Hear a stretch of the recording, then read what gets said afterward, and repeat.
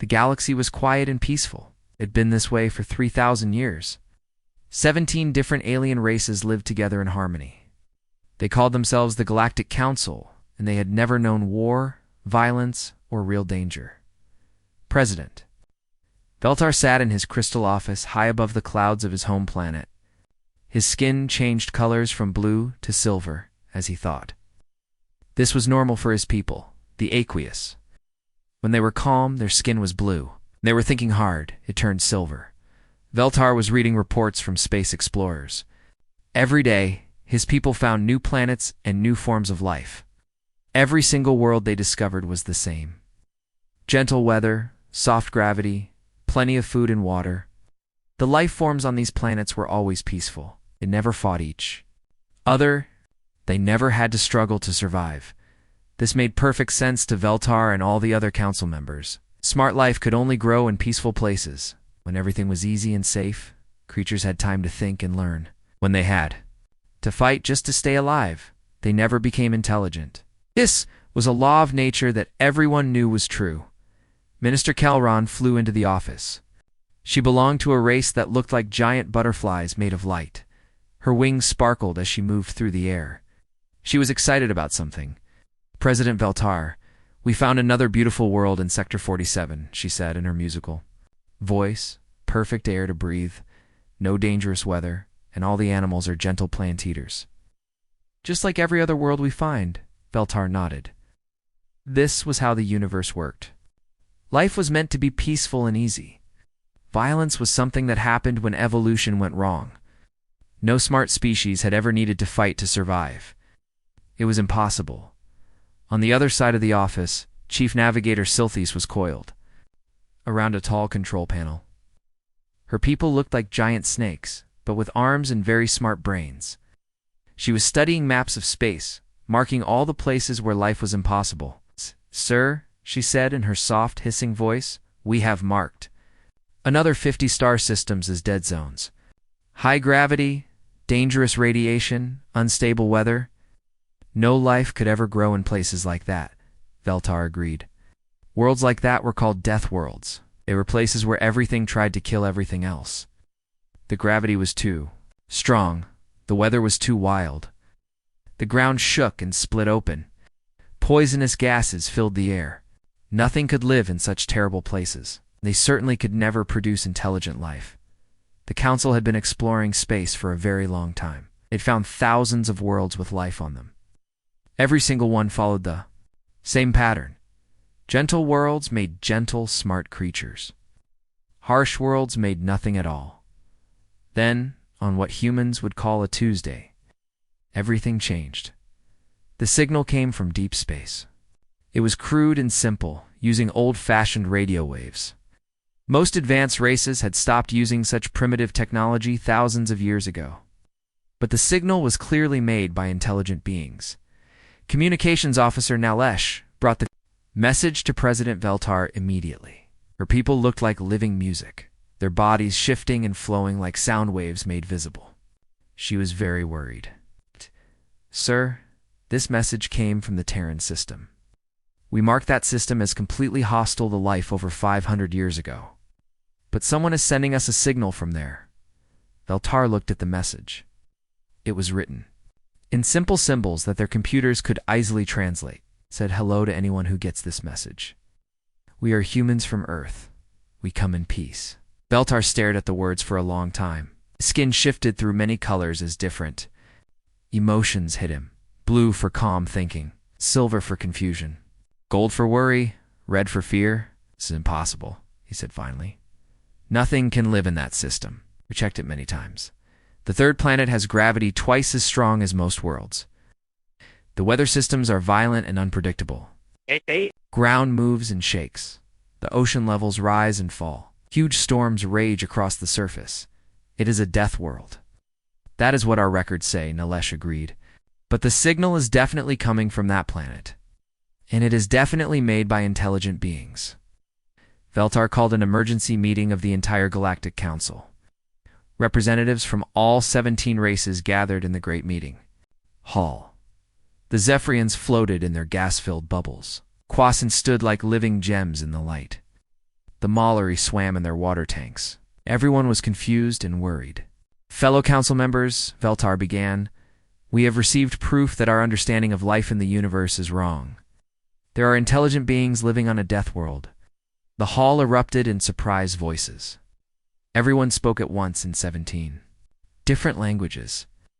The translation computers worked hard to keep up. "Impossible," said Elder Zexai of the Kristen. His body glowed bright red, which meant he was upset. "Our science proves that intelligence needs peace to develop. Creatures that fight to survive every day cannot become smart." "Perhaps they are refugees," suggested Counselor Timera of the Mallory. Her water tank bubbled as she spoke. "Maybe they escaped from a gentle world and are hiding on the death world." "Maybe they are researchers," added Prime Thinker Keldus of the Zephyrians. His voice was like wind through leaves. "They could be studying the hostile environment from safe shelters." But Science Minister Kelron had been studying the signal more carefully. She flew to the center of the hall, her wings dim with worry. "Council members, I have analyzed the message more deeply. These beings call the Death World their home. They say they evolved there. They claim to have lived there for millions of years." The silence that followed was complete. In 3,000 years of galactic civilization, no one had ever heard of anything so impossible. Veltar made a decision that would change everything. "We must go to this Terran system. We must see these impossible beings for ourselves. If life truly can become intelligent on a death world, we need to understand how." The fastest ships in the Council fleet were prepared for the journey. Diplomatic teams trained in first contact procedures were assembled. Everyone expected to find a small group of survivors, or maybe a research station with good protective shields. None of them had any idea what they were really going to find. The ships left for the Terran system 3 days later. Through space, the crews talked nervously about what they might discover. Some thought they would find the signal was fake, sent by someone playing a joke. Others believed they would find a few creatures barely surviving in underground caves. Few wondered if they might find something that would force them to rewrite everything they knew about life in the universe. During the journey, the Council's best scientists studied every piece of information they had about the Terran system. The third planet, which the signal senders called Earth, was worse than a typical death world. It was a nightmare. The gravity was crushing. The atmosphere was full of dangerous gases. Huge storms moved across the surface with winds that could destroy buildings. The ground split open and poured out melted rock. The temperature changed wildly from place to place and season to season. Massive chunks of ice and rock fell from space regularly. The ocean was full of salt and covered most of the planet. Worst of all, the planet was covered with life forms that survived by killing and eating each other. Every creature was either hunting something or being hunted by something else. A world where violence was not just common, it was necessary for survival. "How could intelligence possibly develop in such a place?" asked Dr. Hylan, the Council's expert on evolution. Her people looked like living flowers that had learned. To think every moment would be spent just trying to stay alive. There would be no time for learning or growing or building civilization. But the signal kept coming from Earth. Every day, the impossible beings sent new messages. They talked about their cities, their art, their science, their culture. They described a complex civilization with billions of individuals working together. It was everything the Council knew was impossible, but it was definitely real. As the Council ships got closer to the Terran system, everyone aboard felt a mixture of excitement and fear. They were about to make contact with something that should not exist. They were about to meet beings that had somehow become intelligent while living in hell. They had no idea that they were about to encounter the most dangerous and most protective species the galaxy had ever produced. Captain Jake Morrison stood on the bridge of the human ship called the Challenger. He was watching the alien ships approach through the main screen. The alien vessels were beautiful things that looked more like flying art than spaceships. They had smooth curves and soft lights that pulsed like heartbeats. Jake had been in space for 15 years. He had seen many different kinds of ships, but nothing like these. Where human ships were built like fortresses with thick armor and backup systems for everything, These alien ships looked delicate and peaceful. "The aliens are trying to talk to us," said Communications Officer Lisa Park from her station. She was young, but very good at her job. They seemed curious, but also worried about something. "Are you ready for this, Ben?" Jake asked his science officer, Dr. Ben Clark. Ben was the smartest person Jake knew. He had been studying everything they could learn about these aliens from their signals. As ready as anyone can be to represent the entire human race, Ben replied nervously. He pushed his glasses up his nose, something he always did when he was thinking hard. "Captain, these aliens evolved on planets that we would think of as paradise. Perfect weather, gentle gravity, no predators, plenty of food and water." Jake nodded. The reports from their scout probes had been amazing. The aliens came from worlds where nothing bad ever happened. No wars, no natural disasters, no struggle. For survival. It was like they had grown up in a perfect garden. "They are very different from us," Jake said quietly. "We need to be careful how we present ourselves." The alien ships were getting closer now. Jake could see that they were even more beautiful up close.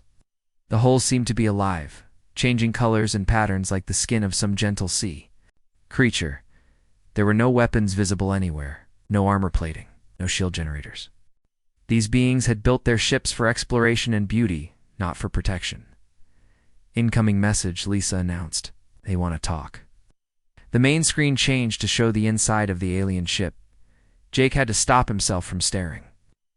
Beings looking back at him were like nothing he had ever imagined. The one in front had blue and silver skin that shifted between colors as Jake watched. His eyes were like liquid starlight, and when he moved, it was with a grace that seemed almost like dancing. Behind him stood others who looked even more incredible. One seemed to be made of living crystal that caught and reflected light in rainbow patterns. Another looked like controlled fire that had learned to think. A third resembled a flower made of metal that bloomed and closed in slow, hypnotic patterns. "Greetings, humans of Earth," the leader said. His voice was beautiful, like music played on instruments Jake had never heard. "I am President Veltar of the Galactic Council. We are very interested in meeting you. Our records say that your world should not be able to support intelligent life." Jake stepped forward. Compared to these magical beings, he felt very ordinary in his simple uniform. But he represented humanity, and he would do his best. "President Veltar, I am Captain Jake Morrison of the United Earthship Challenger. We are honored to meet you and your council. But I have to ask what you mean when you say our world should not support intelligent life." President Veltar's skin colors flickered, and what the computer said meant confusion. "Your planet shows extreme gravity, violent weather, earthquake activity, and what our sensors tell us is a very dangerous ecosystem. Surely you evolved somewhere else and moved to this hostile world later." Dr. Ben Clark stepped up beside Jake. "Actually, President Veltar, Earth is our home world. Humans evolved there over millions of years. We have always lived there." The aliens looked at each other in ways that needed no translation. They were shocked and confused. "That is impossible," whispered one of the other aliens, a being whose voice sounded like wind chimes. "No species can become intelligent while constantly fighting for survival. Civilization requires peace, cooperation, and time for quiet thinking and growth." Jake felt a smile start on his face, but he kept it small. "With respect, Minister, I think you are about to learn that the universe is much bigger and stranger than any of us thought." The aliens invited the humans aboard their ship for what they called a cultural exchange. Jake brought a small team, including Dr. Clark, Dr. Amanda Foster, who was their medical officer, Chief Engineer Maya Rodriguez, and Communications Officer Lisa Park. The alien ship was incredible. It was more like a flying garden than a spacecraft. The walls were covered with glowing plants that provided both light and fresh air. Streams of clean water flowed through channels in the floor. The corridors were wide and curved, designed for beauty rather than efficiency. "This is amazing," Ben whispered as they walked through halls lined with living walls of soft glowing moss. Their entire civilization is built around working with nature instead of controlling it. Their guide was a being named Lyra, whose species looked like music that had somehow become solid. When she moved, She left trails of soft sound and gentle light in the air behind her. "We are very eager to learn how your people became intelligent. Despite your world's dangers," Lyra said in a voice like a gentle song, "perhaps you developed very advanced technology to protect yourselves from Earth's hostile environment." "Not exactly," Jake replied carefully. "We learned to adapt to our environment, not hide from it." The first real surprise came when they reached the guest quarters. The aliens had prepared beautiful rooms for them that looked like tropical gardens. Everything was soft and gentle and perfectly safe. Council member Zolthek was there to greet them. His people came from a planet where gravity was much weaker than Earth's. He was tall and thin, with long, delicate limbs that moved like grass in a gentle breeze. "Your species must use mechanical assistance to move around," Zolthek observed. Watching the humans walk normally, in what he thought was very heavy gravity, "Our scans show that your bones and muscles are incredibly dense and strong." "Actually," said Dr. Amanda Foster, "this is just normal human body structure. We evolved in Earth's gravity and atmospheric pressure." To demonstrate, Amanda casually picked up what looked like a decorative stone from the garden. To human eyes, it weighed about 20 pounds. It was heavy but manageable. To the aliens watching, Amanda had just lifted what their instruments measured. As an enormous weight with one hand, showing no effort at all, the aliens went completely silent. "Perhaps Dr. Foster is unusually strong for your species?" President Veltar suggested hopefully. Amanda shrugged. "Actually, I am below average for human strength. I spend most of my time in medical labs, not doing physical training." The silence got longer and more uncomfortable. The next surprise came during dinner. The aliens had prepared what they considered a feast of the finest foods from 17 different worlds. Everything was perfectly balanced, mild, and designed to be gentle on the digestive system. "This is very good," Amanda said politely, though Jake could see she was trying not to look bored. The food was incredibly bland by human standards. "Would love to learn about your food," Lyra sang. "What do humans like to eat?" Dr. Clark pulled out a standard military meal pack. "These are pretty basic, but they are what we brought for the trip." He opened the package, and every alien in the room immediately moved backward, as if he had opened a container of poison gas. The smell of ordinary spices filled the air, just black pepper, paprika, and a little bit of garlic. To humans, it smelled like food. To the aliens, it was like a chemical weapon. "By all the sacred moons," gasped one of the ministers. "How do you consume something so aggressive and dangerous?" Clark took a bite of what humans would consider very mild food. To the aliens, he might as well have been eating burning coals. "It is really not spicy at all," he said. Genuinely confused by their reaction, the biggest shock came when Chief Engineer Maya Rodriguez was given a tour of the alien ship's technical systems. "We would love to see your engineering specifications," Maya said. "Your ships are beautiful. The way you combine biological and technological systems is incredible." "Of course," replied the chief alien engineer, a being called Othmel, who seemed very proud of his work. "Our vessels are built for comfort and efficiency. We see no need for the harsh angles and excessive backup systems that your ship has." Maya nodded politely. "Redundancy is pretty important where we come from. Our ships need to handle some pretty extreme conditions." "Such as what?" Othmel asked. "Well, solar radiation, micrometeorite impacts, sudden loss of air pressure system, failures, hostile boarding actions, gravitational anomalies, electromagnetic storms, asteroid fields, solar flares." As Maya continued listing normal spaceflight hazards, the alien engineers looked more and more horrified. "Your species regularly travels through such dangerous conditions," Othmel whispered. Maya replied, cheerfully. "Should see the specifications for planetary landing craft. Those have to handle atmospheric entry, surface impacts, potentially hostile environments, equipment failures in unknown conditions, ... But the final shock came when President Veltar asked about human history.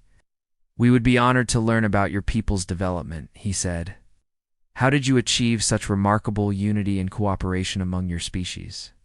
Jake and his team looked at each other. This was the question they had been dreading. The cultural exchange continued for several days aboard the alien ship called Serenity's Dream. The name fit perfectly.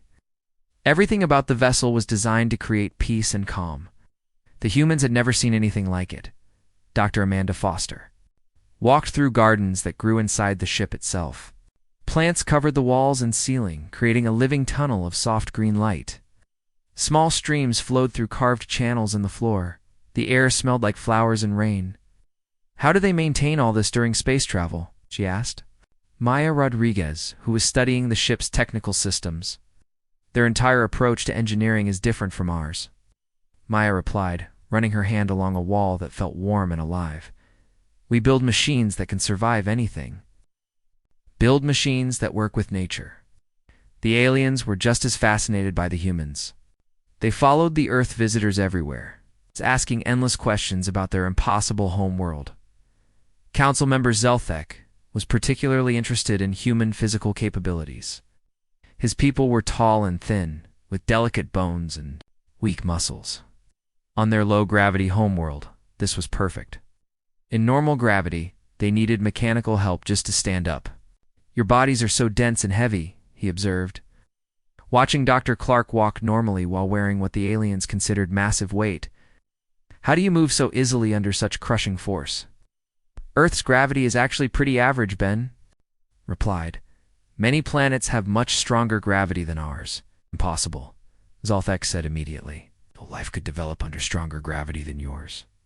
The energy required just to move would prevent evolution of intelligence." Amanda decided to demonstrate something simple. She walked over to a decorative boulder that the aliens used as garden art. It was about the size of a beach ball and made of some kind of dense crystal. "Could you hand me that stone?" Zolthek asked, pointing to a small pebble near the boulder. Instead, Amanda bent down and picked up the entire boulder. She lifted it over her head with both hands, holding it there for a moment before setting it down gently. Every alien in the area stopped what they were doing. They stared at Amanda in complete shock. "The gravitational force required to lift that mass should be impossible for a biological being," whispered Dr. Hyland, the Council's evolution expert. Her flower-like body trembled as she spoke. "Amanda is actually one of our weaker team members," Jake said casually. "She spends most of her time doing medical research, not physical training." Aliens looked at each other with growing alarm. If this was what humans called weak, what were the strong ones like? The next demonstration happened by accident during mealtime. The humans had been eating the alien food politely, but it was very bland. Everything tasted like it had been designed to offend no one and excite no one. "Do you have anything with more flavor?" Lisa Park asked. Hopefully the aliens looked confused. "More flavor." Lyra's musical voice carried a note of worry. "Our food is perfectly balanced. Adding more sensation would be aggressive and unpleasant." Maya pulled out a packet of hot sauce from her personal supplies. It was nothing special. Just basic Earth condiments that soldiers carried. She squeezed a small drop onto her alien food and took a bite. The reaction was immediate. Every alien in the dining area moved as far away from Maya as possible. Some actually fled the room entirely. "Chemical weapon," one of them gasped. "She is consuming some kind of poison." "It's just hot sauce," Maya said, confused. "It is not. Even very spicy." Dr. Clark examined the ingredient list. Vinegar, peppers, salt, garlic, all normal earth plants and minerals. "Those concentrations would kill most life forms," President Veltar said from across the room, his skin flashing bright red with alarm. "How does your species survive consuming such aggressive substances?" "We actually enjoy them," Ben admitted. "Many humans prefer food much spicier than this." The silence that followed was filled with the sound of alien breathing becoming rapid and shallow. But the most revealing demonstration came when Chief Engineer Maya Rodriguez was invited to see the alien ship's emergency systems. "We are very proud of our safety protocols," Chief Designer Othmel explained as he led Maya through the engineering sections. "Our ships are built to handle any situation that might arise during peaceful exploration." Maya examined the systems with professional interest. Everything was elegant and efficient, but she noticed something troubling. "What happens if your hull gets breached?" she asked. "Breached?" Othmel looked confused. You mean damaged? Our hulls are very strong. They would not break unless something went seriously wrong. But what if they did break? Where are your emergency air supplies? Your backup life support? Your emergency shelters? Othmel's confusion grew deeper. Why would we need such things? Our hulls do not break. Maya stared at him. Everything breaks eventually. What if you hit a meteorite? Or got caught in a solar storm? Or if another ship accidentally collided with you? Such things do not happen, Othmel said confidently. Space is vast and mostly empty. The chances of random collisions are extremely small. But what if they did happen? Maya pressed. Then we would send a distress signal and wait for rescue. Maya thought about this for a moment. What if your communication systems were damaged in the same accident that breached your hull? Othmel stared at her like she had asked what would happen if mathematics stopped working. Every human ship has at least 3 independent communication systems, Maya explained. Plus emergency beacons, backup power supplies, emergency air recycling, hull repair materials, escape pods, emergency rations for 6 months, medical supplies, and tools to rebuild critical systems from spare parts. Why? Othmel whispered. 'Cause space is dangerous, Maya said simply. Even on a routine mission, a dozen different things could go wrong. We prepare for all of them. The alien engineers. Response was barely audible. Your species expects disaster as a normal part of existence. Yes, Maya agreed. It's because on Earth, disaster is a normal part of existence.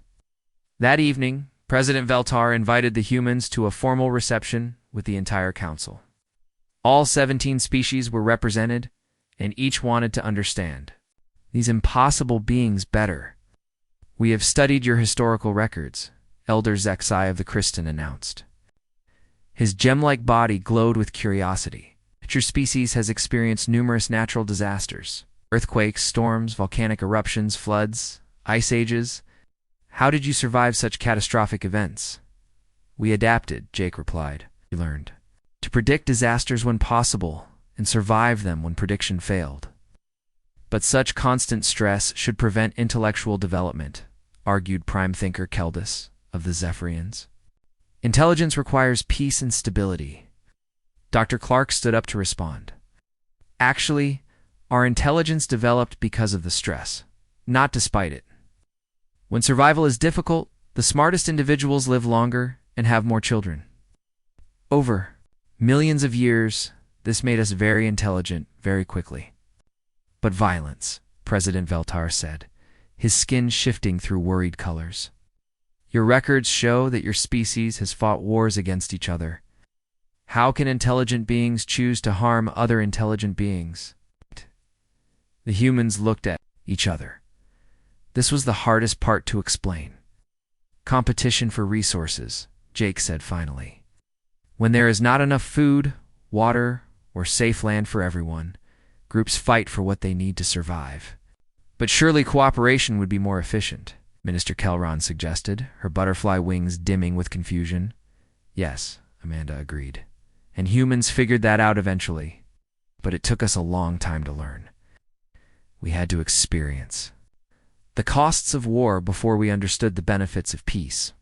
Your species learned cooperation through conflict, Counselor Taimara asked from her water tank.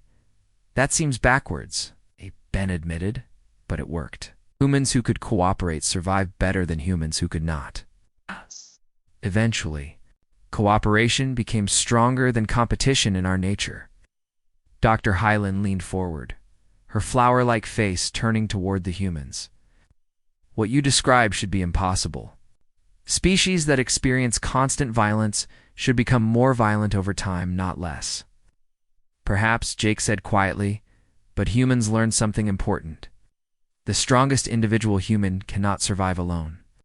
The smartest human cannot know everything. The fastest human cannot be everywhere at once. We needed each other. So you chose cooperation over competition? Veltar asked. We chose both, Jake corrected. We compete with our environment and cooperate with each other. We fight the problems that threaten all humans, and we work together to solve them. alien council sat in stunned silence. Everything the humans described went against thousands of years of scientific understanding about how intelligence developed. "There's something else," Maya said hesitantly. "Our long-range sensors have detected signals from other star systems. Systems that your records mark as hostile to life." The silence became absolute. "How many other death worlds have you found?" President Veltar asked, his voice barely a whisper. "At least 47 within scanning range," Maya replied. "They follow the same pattern as Earth." The implications hit every council member at once. Their peaceful galaxy might be full of species like humans, beings who had evolved in violence and learned cooperation through struggle. 3 days after the cultural exchange ended, the galaxy received its first wake-up call. The emergency alert came from the Outer Rim territories. A mining colony on a planet called Keflur 7 was sending desperate messages for help. For the Galactic Council, this should have been routine. In their 3,000 years of peaceful civilization, emergencies were rare and usually involved broken equipment or minor accidents. This was different. Communications Director Nalesh's voice carried panic as she spoke to President Veltar. Her musical form flickered with colors that meant extreme fear. "Council President, the Keflur 7 colony is reporting some kind of attack," she said, her voice shaking. Jake Morrison was still aboard the alien ship when the alert came through. He had been in enough military briefings to recognize the sound of barely controlled terror in Nalesh's voice. "Attack." President Veltar's skin patterns showed total confusion. "What kind of equipment failure could they mistake for an attack?" "Sir," Nalesh interrupted. "Something that would have been impossible in normal council protocol. They are reporting hostile ships. Pond fire. People are dying." The council chamber erupted in chaos. 17 species that had known only peace for thousands of years suddenly faced something they had no words for. Deliberate violence from strangers was not just unknown to them, it was impossible to understand. Jake pressed his communication button. "President Veltar, we would like to offer our assistance." "Assistance." Veltar's voice was strained and confused. "Captain Morrison, we do not understand what is happening. Our people report ships that appear designed for combat and beings that are deliberately causing harm. This should not be possible." "With respect, sir," Jake said quietly, "my people have dealt with this kind of situation before. We would like to help." Within hours, the human ship Challenger was racing toward Keflur 7, alongside a hastily assembled council fleet. The alien ships were faster and more elegant, but Jake noticed they had no weapons, no shields, no armor plating. They were explorers and diplomats, completely unprepared for what they were about to face. Dr. Ben Clark was studying the attack data when he found Jake on the bridge. "Captain, I have been analyzing the reports from the colony. These are not random raiders." "What do you mean?" Jake asked. The attackers knew exactly what they were doing. They hit communication systems first, then power generation, then population centers. This is organized conquest, not random violence.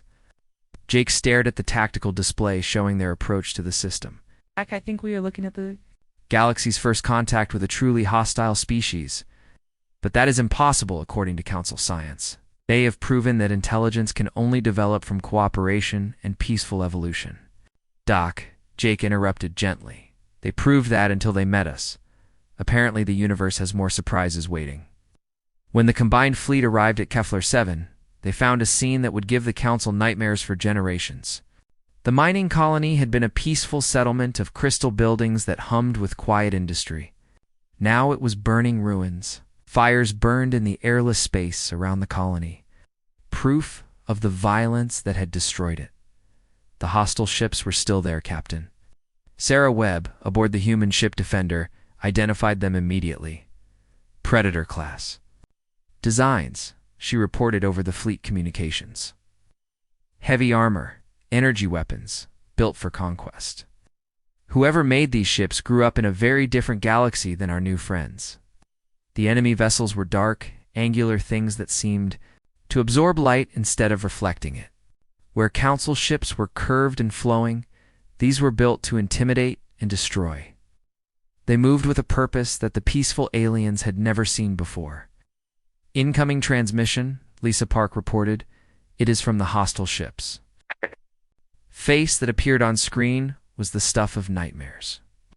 The being that called itself Warlord Crakthor was a perfect fusion of predator and intelligence. His scales looked designed to deflect weapons. His eyes were positioned for maximum threat assessment. His mouth was clearly built for tearing flesh. Weak ones, Crakthor growled, his voice carrying sounds that spoke of vocal cords designed for battle roars. You fly ships like floating gardens and wonder why you die. This galaxy belongs to the strong now. Behind him, his ship's interior was a testament to evolution through violence. Weapons were mounted on every surface. Armor plating was scarred by countless battles. The bridge was designed for war, not exploration. President Veltar tried to respond using diplomatic protocols that were 3,000 years old. Unknown beings, I am President Veltar of the Galactic Council. Perhaps we can reach some kind of understanding. Crakthor's laughter cut him off. It was a sound like grinding metal that spoke of a species that had learned to find joy in others' fear. Understanding? Weak one. Your people run like prey animals. Your ships break like empty shells. Your colonies burn like dry grass. There is nothing to discuss. The hostile fleet began moving toward the Council ships. Jake realized he was about to witness the first military engagement in Council history. Ships designed for exploration and diplomacy against vessels built for nothing but war. It would be a massacre. All human vessels, Jake broadcast on the human command frequency. Prepare for combat operations. Rules of engagement are authorized. On the Council ships, the aliens watched in confusion as the human vessels transformed. Weapon ports that had seemed like minor design features opened to reveal gun batteries. Hull plating shifted as armor systems came online. The ships that had seemed primitive and crude suddenly became something that spoke the same language as Crakthor's fleet. Captain Morrison, Veltar's voice was barely a whisper. What are your ships doing? Jake's response was calm, professional, and terrifying in its implications. Getting ready to do what humans have always done, President Veltar. Protect those who cannot protect themselves. Yes! But before the battle could begin, more hostile ships appeared. They came from hyperspace in perfect formation, surrounding both the human and Council fleets. Crakthor's forces had been reinforced. 36 enemy vessels, reported Dr. Clark from his science station. They outnumber us 12-1. Warlord Crakthor's image appeared on screen again, this time showing cruel satisfaction. Did you think we were alone, soft ones? My people have conquered a dozen worlds. We have destroyed species that thought they were strong. You are nothing. The enemy commander turned his attention to the human ships. And you, strange ones with your hard-angled vessels, you interest me. Your ships look like they were built for war, but you travel with these weaklings. Are you their protectors? We're their friends, Jake replied simply. Friends. Crakthor's confusion was genuine. You would die for beings who offer you nothing. They cannot fight beside you. They cannot make you stronger. They are prey. That is exactly why we will protect them, Jake said. Crakthor studied Jake's face for a long moment. Your species confuses me. Your ships suggest you understand strength, but your actions suggest weakness. Perhaps I will keep some of you alive to study after I destroy your fleet. You are welcome to try, Jake replied calmly. The warlord's expression changed to one of anticipation. Very well. Let us see if your strange ships fight as well as they look. The first shots were fired by Crakthor's flagship. Energy beams that could vaporize matter struck the Council diplomatic vessel. The elegant ship's bioluminescent hull cracked and split. Atmosphere vented into space as the alien crews screamed in languages that had no words for deliberate violence. President Tar's desperate voice filled the communication channels.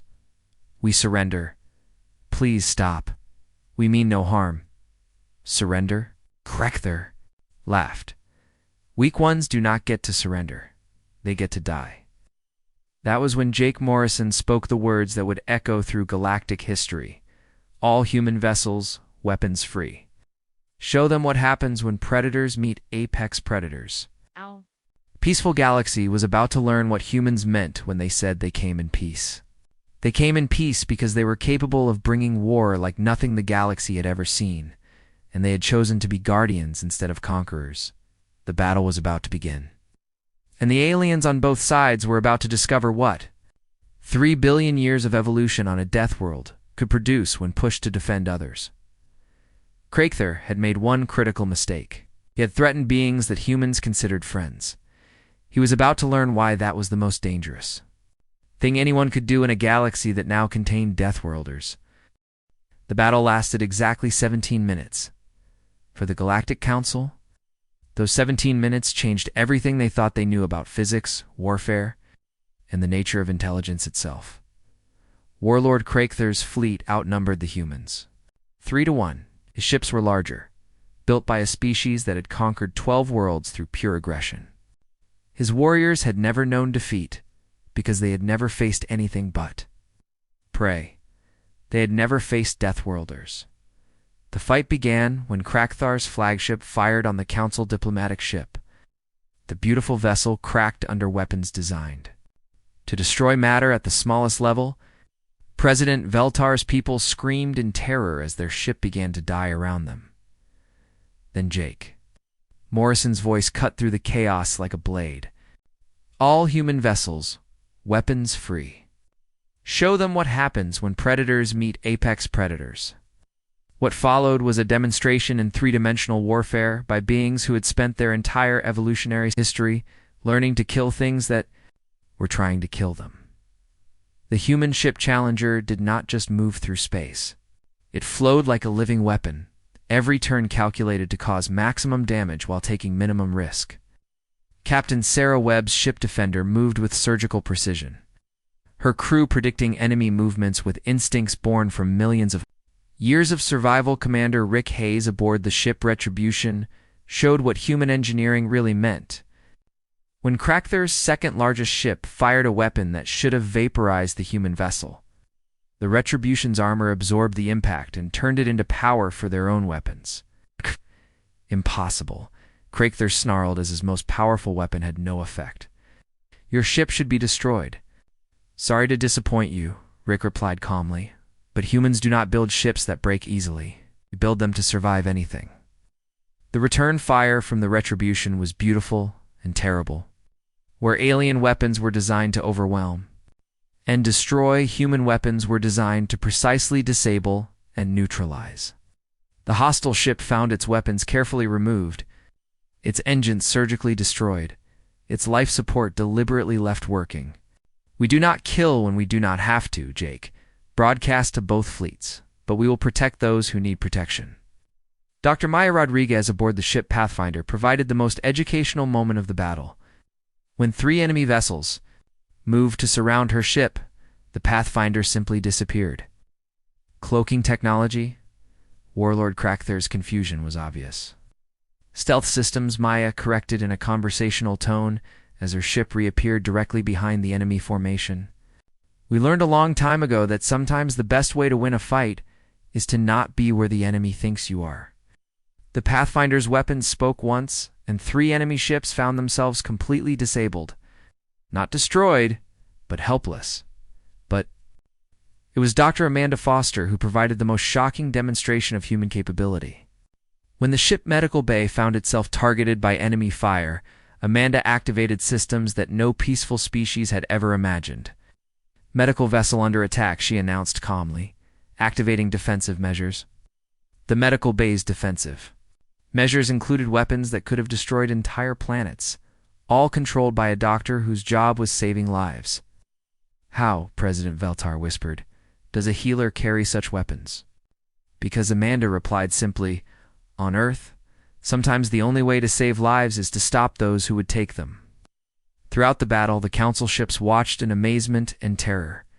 These humans moved through combat like they had been born for it. Every action was efficient, calculated, and devastatingly effective. But most importantly, they fought to disable, not to destroy. They are warriors, whispered Elder Zexai, his crystal body glowing with awe. But they fight to protect, not to conquer. Warlord Crakthor was learning the same lesson, but from the other side. His ships, built for intimidation and destruction, were being systematically dismantled by vessels that seemed to understand war on a level his people had never reached. "What are you?" he roared over the communications. "Your ships should not exist. Your weapons defy our understanding. Your tactics are impossible. We are humans," Jake replied simply. "We are the species that looked at a world trying to kill us every day and decided to make it our home. We are the species that learned to work together because the alternative was death. We are the species that understands the difference between strength and cruelty." The final moment came when Warlord Crakthor, his fleet disabled around him, tried to ram his flagship into the Council diplomatic vessel in a final act of spite. He never made it. Jake, Morrison's Challenger, intercepted the massive enemy ship with a move that seemed to break the laws of physics. The human vessel, smaller and apparently less powerful, did not just stop the enemy flagship. It captured it, using technology that seemed to bend space itself. "This ends now," Jake announced too. "Both fleets. Warlord Crakthor, you have a choice. Surrender and live, or keep fighting and learn why humans are the only species to evolve on a death world and survive to tell about it." Crakthor's response was a roar of pure rage and confusion. "What are you? Your ships should not work. Your weapons break our science. Your people fight like demons but show mercy like saints." "We are humans," Jake repeated. "We are what happens when a species learns that survival requires both strength and wisdom." The silence that followed was broken by President Veltar's shaking voice. "Captain Morrison, what exactly is a death world?" Dr. Ben Clark answered from his science station. "President Veltar, your species evolved on worlds where survival was easy. You developed intelligence during peaceful times on gentle planets. Humans evolved on a world that was actively trying to kill us every moment of every day. Earth has predators that hunt in organized groups," Amanda added. "Other systems that can destroy entire cities, ground that moves and splits without warning, diseases that can kill millions, natural disasters that happen regularly. We did not just survive Earth. We learned to thrive on it. Your people learned cooperation during peace," Jake continued. "Humans learned cooperation during war. Your species found harmony through plenty. Humans found harmony through need, discovered intelligence through leisure. We discovered intelligence through necessity." Maya's voice joined the explanation. "Every human ship is built to survive because human minds automatically prepare for disaster. Every human weapon is designed to disable rather than destroy because we learned that unnecessary killing weakens everyone.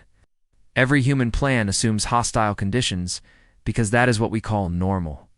Warlord Crakthor's voice was smaller, now filled with confusion. "But you protect these weak ones. Why? They offer you nothing. They cannot fight beside you. Because Jake said, and his voice carried the weight of human history, strength without kindness is just bullying. Power without responsibility is just tyranny. We did not become strong to prey on the weak. We became strong to protect them." Commander Rick Hayes added the final piece. "Warlord, your species became predators and thought that made you strong. Humans became predators, then chose to become guardians. That is the difference between a bully and a protector." In the aftermath, as human ships provided aid to both the damaged Council vessels and the disabled enemy fleet, President Veltar asked the question that would reshape galactic civilization. "Captain Morrison, how many species like yours exist in the galaxy? How many Deathworlders are out there?"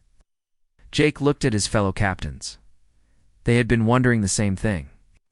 "We do not know, President Veltar. But we are probably about to find out.